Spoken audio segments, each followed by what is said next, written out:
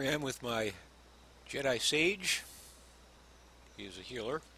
I'm on Rishi, and I want to go over how to use crowd control abilities and how not to ruin them by controlling your companion. There's a few different kinds of crowd control abilities in MMO jargon. You have interrupts, you have stuns, you have a mez, and you have a sap. Mez means, I'm pretty sure that comes from an abbreviation of mesmerize. A mez tends to be a very long crowd control ability. In the Republic, it'll last a minute. A sap is the same thing as a mez, but it is done from stealth and will not put you into combat. But you must be in stealth, on a stealth class, obviously, to use it. These abilities will break if the enemy takes any damage. A stun is generally, in the Old Republic, generally 4 seconds, will not break when a enemy takes damage. And an interrupt doesn't stop the enemy from moving. It will interrupt an ability. It will prevent them from using a cast or a channeled ability. It'll stop that. I'm going to focus here much more on the Mez ability, since that's what I have on my Sage. The Sorcerer gets a similar thing. It is called Force Lift on the Sage, Jedi Consular Sage. Also, the Shadow gets it, but it's a much shorter duration. It is a minute on the Jedi Consular Sage. Now, I also have taken utility points that enhance this ability. Pin and Resolve, as the utility is known, causes Force Lift to actually affect up to 3 enemies. If you focus on an elite, a gold or a silver, any 2 other normal or weak enemies within 8 meters will also be trapped in this Force Lift for a minute.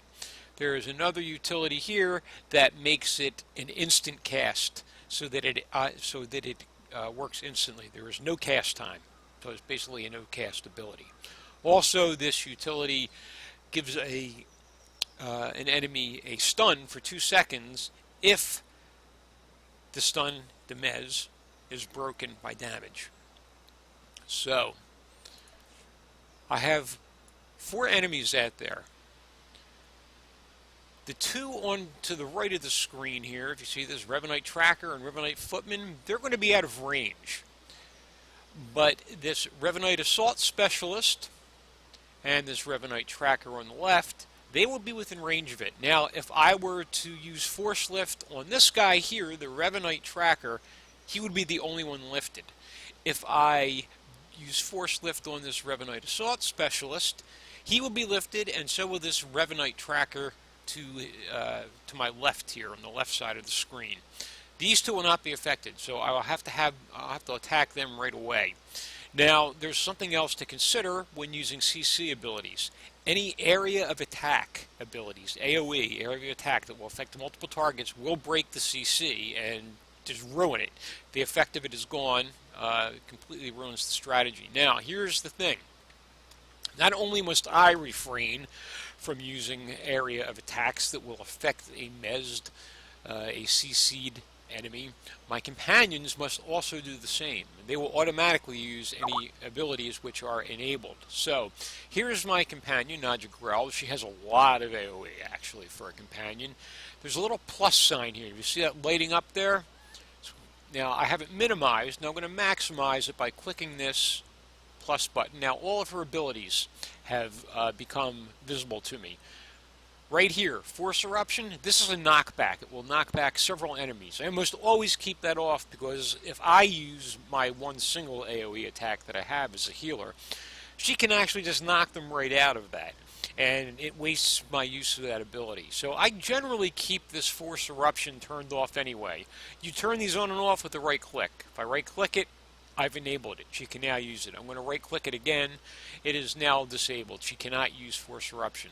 At the moment, I have 2 other AoE attacks enabled, Freeze and Wild Energy.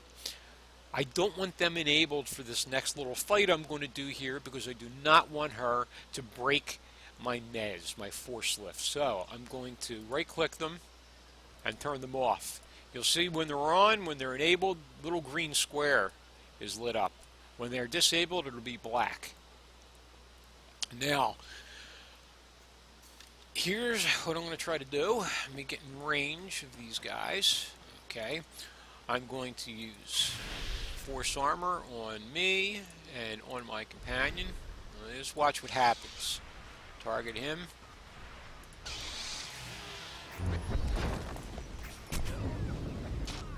You picked on the wrong people. Now they're done. Look at these two guys over here. They're floating. For a minute they will float. I have 41 seconds left before that wears off. Now I'll reapply Force Armor. I'm going to take out the little guy first. I'm going to buff her armor. That heal has buff. And now I'm going to have my companion attack the elite.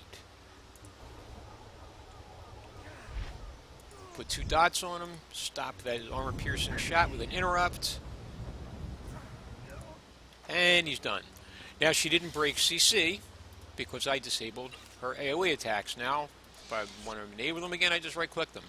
And that's a pretty important thing with using CC abilities. You do not want to break them with your AoE or a companion's AoE. And if you're in a group with other people, it pays to have them know as well what AoE abilities they have, when to use them, and when not to use them.